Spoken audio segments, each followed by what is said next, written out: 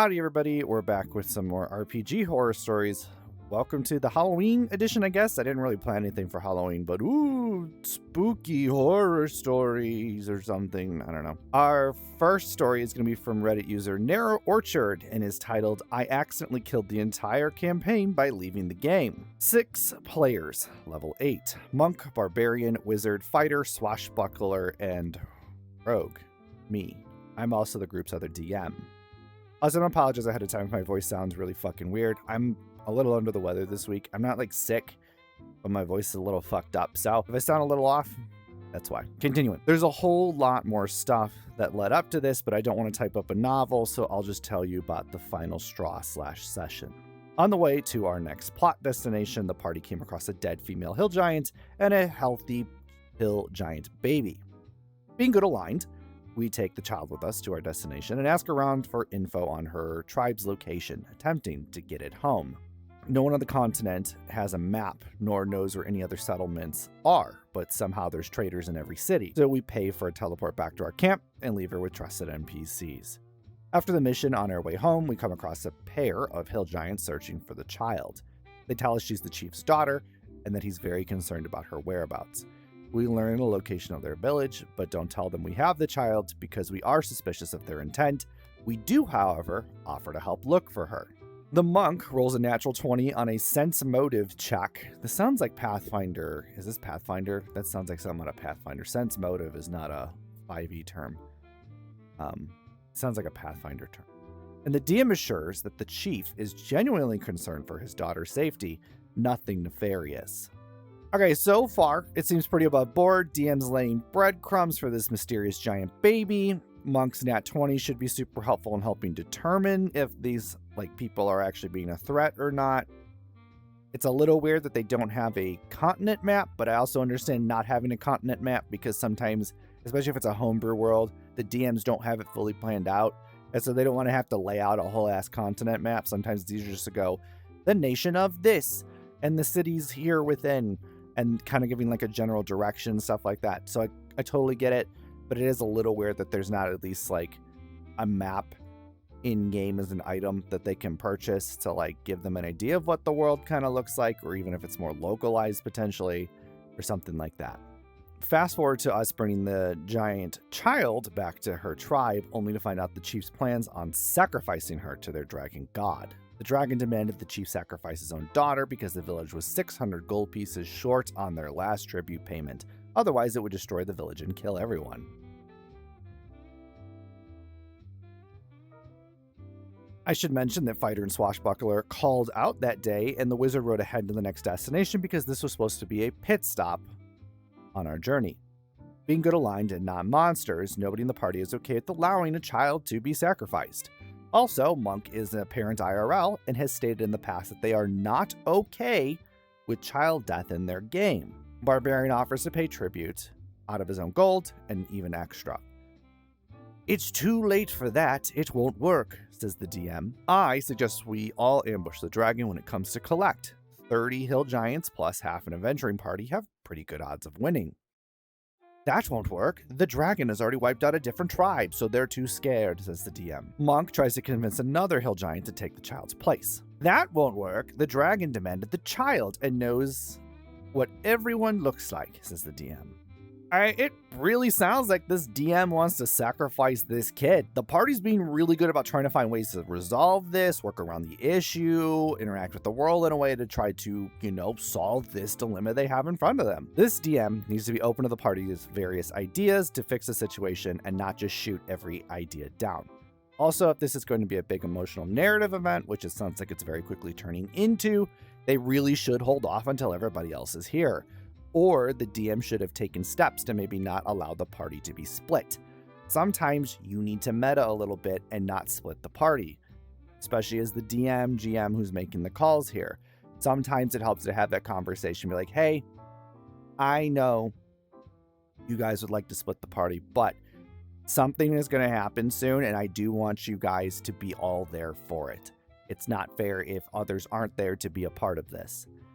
Yes, that is definitely being meta, but sometimes for the sake of having fun, You as the DM need to meta a little bit, and sometimes you need to spoil your players a little bit. Just be like, hey, something's about to happen. I need the whole party here for this. The DM proceeds to immediately shoot down every single idea we come up with. He also won't tell us the dragon's color or age/size category, just ignores the question entirely. Again, this is bullshit. They should be able to determine something. The giants can tell them something about this dragon, especially if they worship it as a dragon god. Give them an idea of what they're up against. At least a color or somewhat size, even if it's just like, it's totally massive. Like, that's still a size, you're giving them something, but the dragon's color should be known to the giants, especially if they worship this thing. Like, you think if it was like a black dragon, they call it the Black Death or the White Death, or the, slithering vile green one or some bullshit. This DM is just railroading them into giant baby sacrifice, which is clearly going to butt up against another player's don'ts for this campaign, which is a big no-no. If the monk has clearly made it stated, hey, I'm a parent in real life, I am not comfortable with storylines that involve a child actually dying, then you as the DM should be doing your best to not hit that and not have that happen. It's one thing to up the stakes and make it more dramatic by having this potentially occur. You go, oh my God, there's something on the line. There is a child's life on the line. That's one thing. It's another thing to be basically like, hey, no matter what you're fucking trying, we're just going to kill this baby. Like, you guys are coming up with ideas, but I'm just going to fucking kill this baby. Because that's basically what it is at this point. The DM's just going to fucking want to kill this giant baby. Just kind of lame. Not because they want to kill a child. If you want to have child death at your table, please feel free to. I'm talking about the fact that this DM absolutely refuses to do anything with the ideas that are being put forth. Even like explaining why they don't work in more detail than just like, no, they won't work. Or completely ignoring the questions that are being asked. It's not cool. All TTRPGs are to an extent an interactive game. You as the game master generally come up with the world, the layout, whatever, and you put scenarios in front of your players who collaboratively try to overcome those scenarios. And that is like part of the story overall. So when you give them a hurdle, this is legitimately, it could be a good hurdle story-wise, as long as everybody's comfortable with it. You have a group of good adventurers who are up against the dilemma of a village wants to sacrifice a child for the good of the whole village because of an evil dragon. This is a great time for them to be morally asking this question if it's okay to, an okay thing to happen, or them trying to figure out ways to get past this hurdle, which they're coming up with good ideas. And you can't shoot down all of those ideas. You can't do that. Not as a DM. You need to work with your players. And even if it's something that you in your head are like, this probably can't work, at least work with them on it to an extent. Just be like, hey, I like that you're doing, you think, cool, let's try to talk all of the hill giants into this. At least allow them to try to persuade. And maybe it's like, you're not gonna be able to sway the whole village. This village is scared to death. This dragon destroyed a previous village of hill giants, so they are scared. But if you can make a rousing enough speech, a call to action, some of them might join you to make this fight easier, or they will give you the location of where they say drop off their sacrifice or their gold, and you could lure the dragon in and fight it there, or go to its fucking lair and attack it. Like, it's kind of like improv. It's a lot of yes and. You need to, at least, if it can't be yes and, it should be no and. You need to extend it. Certain instances, obviously, you're not going to be able to do everything. But, like, they're putting forth legitimately decent ideas. If they can't work with them to kind of rein it in or move the needle a little bit. Because all you're doing is you're just railroading this entire party. DM admits he built this encounter for a full 6-person party, but won't scale it down. Also, the dragon will come before Wizard can make it back to us, so they can't participate either. Okay, so it sounds like here the DM just admitted they wrote themselves into a corner and they now refuse to dig themselves out of that corner. As a DM, sometimes you need to adjust the difficulty, or because you don't have a full party here, you might go, hey, listen, this is a potentially big fight that you guys all may be able to handle if you're together. Let's wait for the next session when we have more of the party here. And then be working on a way to get your wizard there so they can participate, because you allowed that party split to happen. Especially if it's going to be something big like this. Because there's clearly some, either the DM didn't communicate correctly here that this is going to be bigger than it was, or the party didn't pick up on it. Because I feel like if this was going to be an apparent thing that they're going to fight a fucking dragon, they all would have been there and they wouldn't have just split the fucking party up. Again, it doesn't hurt to meta sometimes and just be like, hey, I know you guys are excited for this. I know you love to play. I love to play too. But this fight is going to be tough. It's going to be big, and I don't want to pull punches on it. So I'm going to wait until you are all here so we can all participate and have fun with it. So we can all enjoy the calamity that's going to occur. Like, don't be afraid to do that. Don't just be like, well, there's only 3 of you here, so I guess 3 of you are fighting a dragon? And or having to sacrifice the child, like either or. That's no, not cool. The only way to save the child is for 3 of us to either fight the village of 30 hill giants or fight the village destroying mystery dragon. I packed my stuff up right then and there. Said I was done playing in an info-starved game where our choices didn't matter, and I left the table. I found out later that the DM was so upset that he ended the entire campaign 10 minutes after I had left. I feel a bit bad ruining it for the others, but I also feel completely justified in leaving. All right, I'm just going to say, just flat out, OP, don't feel bad at all. If you were willing to walk out of there, it was a long time coming. One doesn't just walk out after one info-starved session in a long-running campaign. You were clearly fed up with this, and it's perfectly okay. You know, to hit that breaking point and to just be done. This DM needs to get their shit together.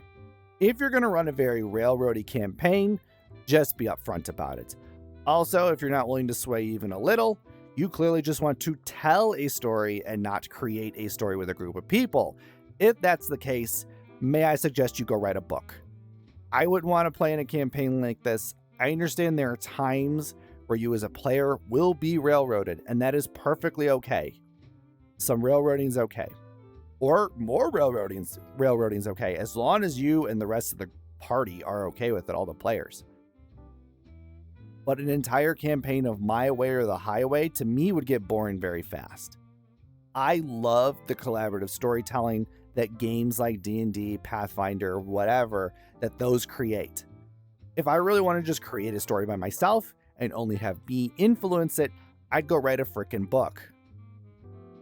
But I don't want to do that. So I collaboratively storytell and create cool adventures with my friends. And that's the fun of TTRPGs, is you come up with an idea, you put that idea out, and you see how they interact with it and what they do with it. Is it going to turn into a chaotic mess sometimes? Abso-fucking-lutely. Is it going to be heart-wrenching at times? Absolutely. Are you going to have a blast? You're open to it. Yeah, you're going to have fun. And that's the fun of it. Okay, before we jump on to our next story, I just want to let you guys know I stream throughout the week and occasionally on weekends on Twitch. You can find me at twitch.tv/VanDavy. Links are in the description down below. I would love it if you followed me there and came and hung out. I love to chit chat with you guys, talk about, TTRPGs. How's your day going? What are you thinking about? Just random whatever. Play a variety of games on there. We just got done playing Cult of the Lamb. Arc Raiders is coming out. Actually, it's out by the time this video's out. So I'll be playing the crap out of that. I hope you guys are enjoying that if you are playing that. But if y'all want to hang out, again, links are in the description. I would love to chit chat with all. Alrighty, so our next story is going to be from user Wildfire the 88th and is titled Horrible DM and Player Misgender on Purpose. Trigger warning for transphobia, homophobia, and biphobia, which is a fear or dislike of the non-binary, or those who identify as non-binary, and then just general bigotry overall. A bit of pre-bit. I was the only non-binary person in this group. The DM was male, 2 of the players were female, and another one was also male. That male player and the DM were questionable. So I joined a campaign. It was level 6 and set in a diesel punk world, which I heavily resonated with. I played a Warforged Swords bard, multi-class with a swashbuckler rogue, if that matters to anybody. In the description of it, it said it was LGBT accepting ... Yes, with the ellipses. At the time, I hadn't thought anything of it, maybe because I wasn't into getting pissed off session. I also wouldn't necessarily question the ellipses. Some people who use that note a pause when they do an ellipses, or like a yada yada, and I don't mean that in a dismissive way, just being like, yes, we would obviously be LGBT inclusive here, like, duh, kind of thing. Not like a dismissive, like, yeah, I guess we're inclusive of them. Like, that's how I would read it. But ellipses can be used in different ways for different people and obviously mean different tones. But I would never question it if I first saw that when I was looking at joining game. I would see that and I saw LGBT accepting. I'd say, cool, they are okay with LGBTQ plus, people. We got into a voice channel. The DM did a short intro and we introduced our characters. I'll refer to the female players as Anne and Layla and the male player as Trevor. Character names for anonymity. DM is going to be known as DM. I introduced my character with they, it pronouns, and I think I heard Trevor mumble like he wasn't muted. I paused but ignored it. We played it for maybe 45 minutes until we entered a combat against some gear ghoul guys. The DM narrates me doing a talk, but I try to speak up a bit when he says he. DM heard me doing this and asked what was wrong with a bit too much agitation in his voice. I said I was simply trying to correct him on my character's pronouns. Then he scoffed and continued narrating, putting a strong emphasis on every he said. Trent went, like I was in the 3rd grade principal's office for stepping on someone's toes. I can see messing up a pronoun. Melora knows I have. You just correct it, you make a mental note, and you move on. It's not hard to get a PC's pronouns correct. Just think for more than a second, apologize if you mess up, and just kind of move on. Just don't mean it maliciously. It sounds like the DM and Trevor here don't like pronouns, which I personally never understood. Just roll with it, even if it's not super important to you. It's just a sign of respect for whoever you're talking to. It doesn't cost anything to be polite or nice. And yes, I know it also costs nothing to be a piece of shit as well. But my hope is that if, we as human beings are trying to put some sort of positivity out there into the world, especially if you're going to be sitting down playing a game you're in for fun and trying to have fun in, that you would try to be positive in that environment. Also, if OP presented as more masculine or male, but played a female PC, I bet you they'd have no issues referring to that PC as she, her. If they did, I worry they'd have some issues where you have to play a PC that matches your gender, which would suck. Like, it's a world of fantasy, like have a little bit of fun with it. And also, OP in this instance is playing a Warforged, which it's kind of like a robot, which doesn't necessarily have a gender assigned to it when you think about it. Most, so that's a weird one to me. Later on in that fight, I asked, could they do an intimidation check, referring to my character as they, with the same amount of obnoxious emphasis as DM did. Then Trevor says, no, I think you and your character's pronouns are he. It's okay when you get things wrong. He was clearly sour. I wouldn't say I regret what I said next. I told him that I was going to have to leave this campaign if he was going to be an NB-phobic piece of trash to me all the time. And I exited that call, blocked DM and Trevor, and then talked to Anne and Layla about it. They both said that they used the right to yell at DM and Trevor for a flat 5 minutes after I. Okay, again, it costs nothing to be nice. If someone uses they pronouns, just use they. In some cases, it makes sense outside of just not being a piece of shit. Like if you were playing, let's say, a Warforged that maybe doesn't have a concept of gender for itself because it's a machine. Good on OP for standing up for themselves here. I'm sure if the shoe were on the other foot and OP was being a dick and calling Trevor she when they are not, they would get mad too. Now, I'm not sure what OP meant here by right to yell. When they said this, I don't know if that's a mistranslation or a typo or something like that. But good on those players for also giving Trevor and DM shit over this, because Trevor and the DM are both being very rude pieces of shit. If Trevor and the DM are going to be rude to one player, chances are they will also be rude to you as well. People who are assholes tend to not just be an asshole to one person. They're assholes to everybody. Lo and behold, me, Anne, and Layla played our own campaign and still are. Please let me know what I could have done and what your thoughts are on this. So I'm not sure what else OP could have done here other than maybe reassert that their PC is to be called by they, it pronouns. But again, it's quite clear that Trevor and the DM aren't going to respect that. So it's not worth suffering through bad D&D just to have some D&D. It doesn't take much to be polite to other players. Everybody should aim to make everybody else at the table comfortable. If that means calling a player or their PC by a preferred pronoun, just fucking do it.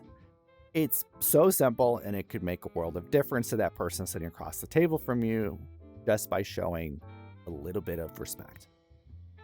Okay? We're all humans. We all need to treat each other better, especially in this mad, mad world we're living in day to day here. Okay? That little bit of decency that you show to somebody could turn somebody's entire fucking day. And you being a piece of shit to them could absolutely make a day worse. Make it one of the worst days they've had because it just cascades. You know, or they just hit their break point where they're just like, you know, I've had all this shit happen today. And then, of course, on top of this, somebody's going to be an asshole to me when I'm trying to relax and have fun. You know, like that could just ruin their day. Everybody should just aim to be a little bit better and be kinder to each other. And I don't think it happens enough out there in the world these days. You know, as then you have to get along and hold hands and sing Kumbaya and all that. But just a little bit of decency, just a little bit of respect for each other, you know. Treat those how you want to be treated, sort of thing. Our last story is going to be from user D&D Throw Me Away and is titled, I'm Really Tired. Some of the players in our current campaign. I've honestly been really frustrated with our current campaign lately, and I'm starting to get pretty resentful towards a couple of the players. We've been playing this campaign for almost 2 years now. It was supposed to be a little bit longer, but thankfully it looks like it will be wrapping up soon. I want to be clear that I don't blame the GM. Their style just doesn't really click with how our group plays for a couple of reasons. They're very rules as written, while we like to be more creative and improvise. The GM is also virtual, and I think a lot of these issues would be easier to deal with if we were playing this in person. One thing I really respect, though, is that they've managed to keep the game running without burning out, which is quite impressive. Okay, GMs with a different play style than their players could potentially spell disaster depending on your table. It's always best to try to at least have the best case scenario is the DM's play style and the player's play style meld together really, really nicely.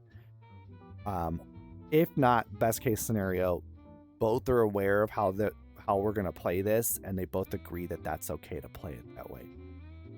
And again, good on them for getting through 2 years worth of campaign and not burning out. For some people, it's hard to do a long form campaign, and 2 years is a long time to play a campaign.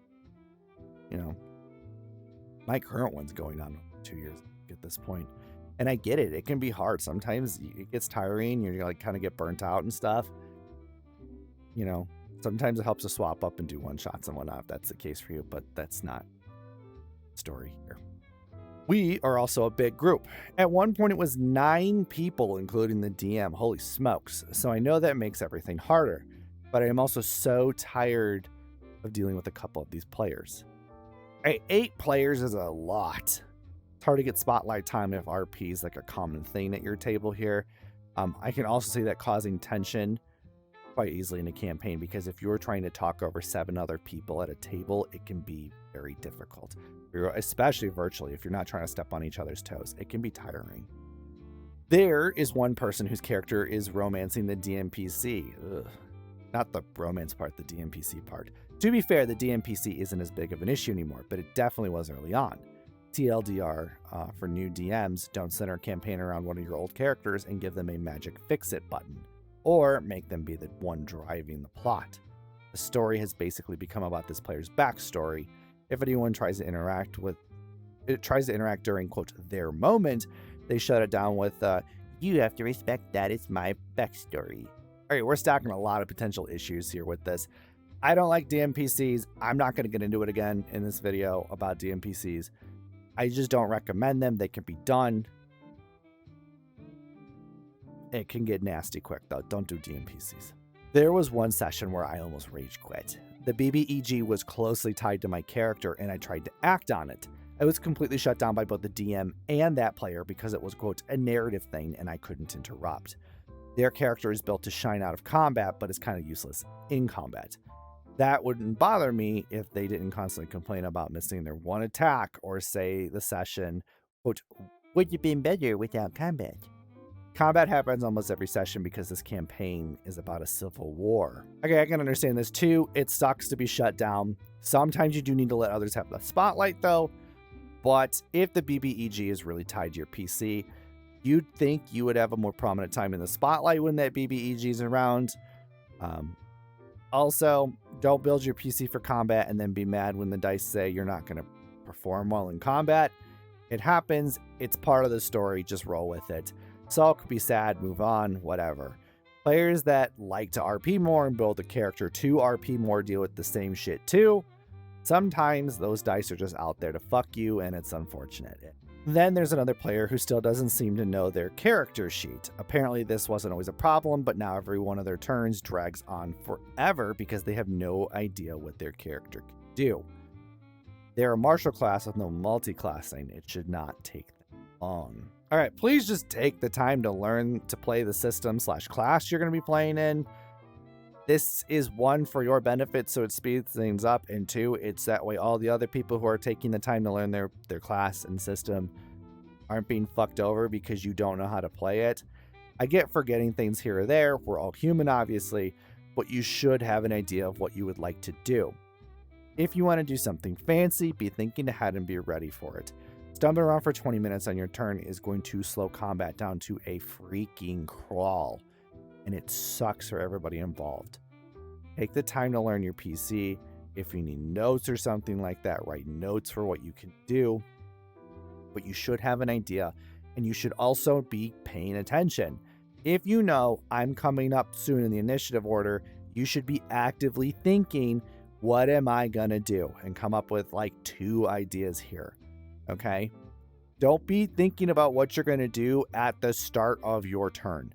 At the start of your turn, if you know how to play and have been playing for a while, you should be going, cool, I'm going to do this, this, this, and this. Or I would like to do this, DM, could I do that? Something like that. Don't be like, what am I going to do this turn? Am I going to run up and swing my sword? Or am I going to swing my sword and then run up? Or whatever. Be thinking about this ahead of time. That way you can come up with more elaborate stuff, make descriptors for how you're going to fight. Or you want to do something crazy like, hey, DM, can I fire an arrow at the chandelier up top to drop it on top of enemies? Cool. Be thinking about that ahead of time so you can ask those questions to your DM to go through with your turn quicker. Combat is normally very slow in TTRPGs just because there's a lot of dice rolling and figuring out rules and whatnot. Help speed that up by being prepared. Be a good player. And then there's the one who keeps switching characters and classes. They don't really RP unless someone drags them into it, even though they seem to enjoy it when they do get involved. The rest of us not mentioned here have gotten really tired of forcing them to participate, so we've basically stopped. Now they're upset because they quote, don't feel involved. It's hard to involve them when we barely know their character. They've switched their classes 4 times, twice to the same class, and they've also swapped their character once. This player shouldn't complain if they're constantly going to be a new person. Just accept that your PC this campaign is going to be more of a background character, and or try to find ways to force yourself into the RP and story.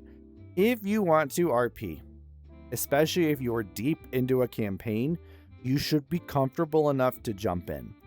I can understand being nervous at the start of a campaign or when you first join a table because you're trying to figure out how everybody acts.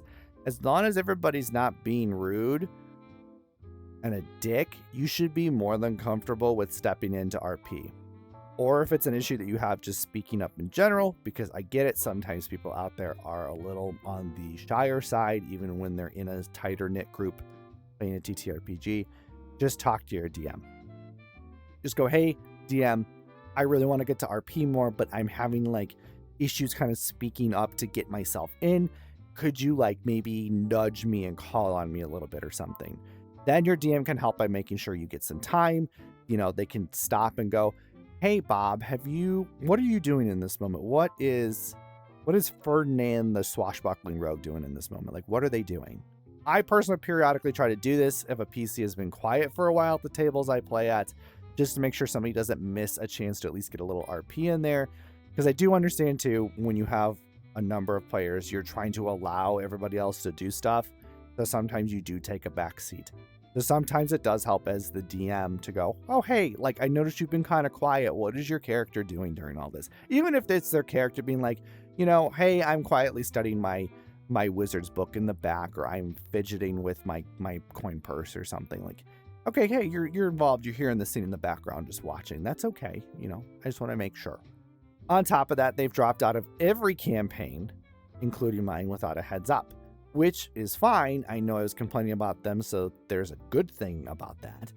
But that really annoyed me to drop out without privately messaging the DMs it would involve, especially since there was an earlier incident where they threw a fit about not being messaged privately over something as minor as who was hosting. The established way to figure that out was always asking group chat. I had even privately messaged the people who were hosting to ask where we could play, and surprise, that hasn't been a problem since. All of this is to say that I'm over a couple of the players and cannot wait to start a new campaign with other people. Also, there's way more I haven't posted here, but this is already a beast. Okay, I'm not a fan of people that just drop with no explanation. I get people need to leave, life gets in the way, work gets busy, or you just aren't meshing with a campaign. But kind of give a heads up so the DM can help write you out, or figure out if it's just you needing to leave temporarily because, let's say, life's getting busy, or hey, work seasonally is getting busy at this point, I'm going to need to step away for a little bit, something like that. It sounds like OP is over this campaign overall though, and thankfully this campaign should be ending quite soon. Just chug along if that's your cup of tea, and then hightail it the fuck on out of there. Though, given they're having a lot of issues with the number of the players at the table, they might need to find a whole new table altogether. Because if this is an established table of friends and players, they would probably, if they're starting a new campaign, offer at least all involved to be in the next campaign, which would just land you right back in the same boat you were trying to escape from. So I wish OP luck in finding their next adventure. Hopefully this campaign finishes up quickly. They're able to find a new table with players that are a little bit easier to jive with. Other than that, thanks for hanging out, everybody. That's going to be it for today. Happy Halloween to all of you. I hope you guys all stay safe, eat candy, watch horror movies, do whatever it is you need to do. Please remember to like, subscribe, and catch me out on Twitch. I would love hanging out with you. Also, let me know what your thoughts are on any of these stories. I will see you guys on the next one. Bye, everybody.